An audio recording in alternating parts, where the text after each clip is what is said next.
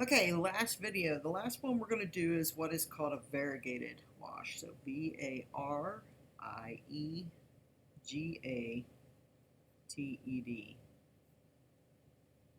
we're also going to do with a bruising technique. Okay, variegated wash is going from one color to another color. So it's very similar to the graded wash. Again, my water's kind of bluish, but if yours is really dirty, you need to go clean it. Mine's still pretty clean, so I'm going to again put another, because we're doing a wash. You normally put some water down to start out with. Again, nice even coat, no puddles. Like I can see a little bit of a puddle. You may have to look sideways. You want to cover the whole thing. And you'll notice with watercolor, normally, really, we should tape this down. I don't know that I have enough tape for everybody every day to do that, but it still works. But normally you would tape this down. So anyways, damp. We're going to this time take some yellow. So I'm going to start out with some water here. And you can see it's kind of bluish. But it'll just have to do for now. And I'm going to get some yellow paint and I'm going to put it in here. All right, so I've got some watered down yellow. And I'm going to just start out the same way as the graded wash. So I'm going to start off going back and forth. It's better if you can kind of lift up your brush back and forth. All right, and then now you really probably want to use analogous colors for this. So I'm going to go ahead and take some orange, and I'm going to go ahead and add it in with the yellow to make yellow orange. And then I'm going to go on top of this just a little bit and keep adding down. And then maybe add in more orange.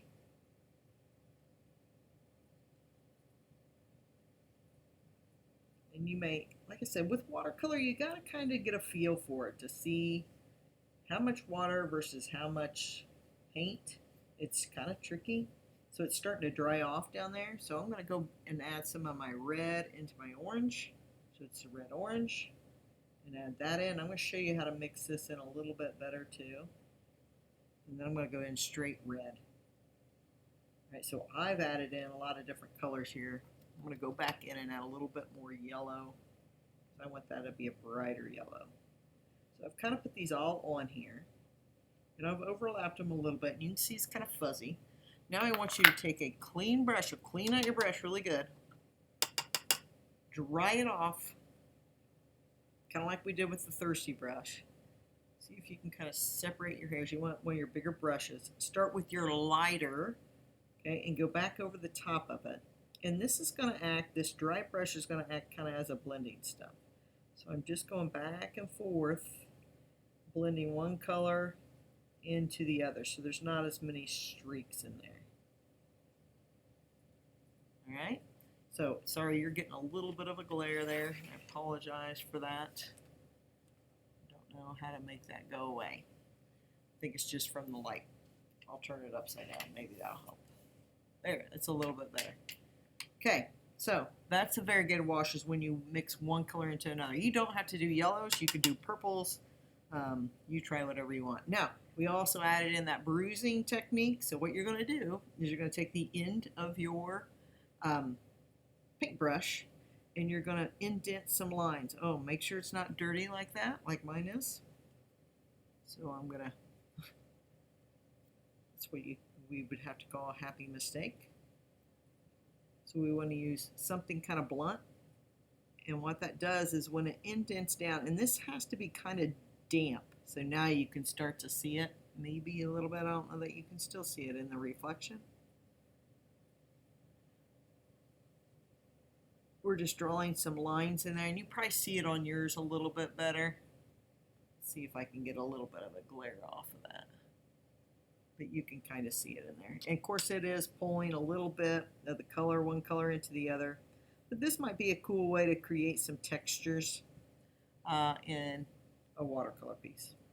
Okay, so let's recap really quick. Wet into wet, not a lot of control. Okay, wet onto dry, more control, not a lot of blurring, solid color. This was wet into wet with the paper damp, so we had the dry, but we had the wet on wet because we wet it down first. So if you want an area where you want to, what we call save the whites, don't paint any water in there and it'll stay out. Flat wash, one large area, same value, but then we did the thirsty brush on top. So if you need to lift out a little bit of color, okay, take a thirsty brush, a clean, damp brush, hold it up. Graded wash is gradually dark to light as it comes down. Okay, that wide range of value with color. And then we did a tissue lift on here. You can kind of see it. It doesn't look too heavy. And then variegated wash is when you go a large area. Again, remember, washes mean large areas. From light or from one color to another color. And then we did the bruising over the top. And you'll see the bruising a little bit better on yours. And hopefully you'll have a clean, might be able to go back in and clean that up. Probably not. All right, so those are the basic watercolor techniques. All right, so you will need to do this before you do the next project, and you'll have to turn this in for some points. Might be some bonus points on there for listening to this video, so hopefully you listen to it.